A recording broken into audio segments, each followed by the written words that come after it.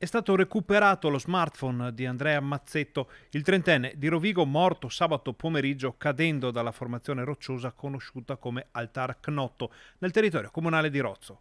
Il giovane, che si era recato in altopiano con la fidanzata per un'escursione, era precipitato nel vuoto proprio nel tentativo di recuperare il telefono, che era scivolato in una posizione piuttosto esposta mentre scattava foto e faceva qualche video dello spettacolare panorama.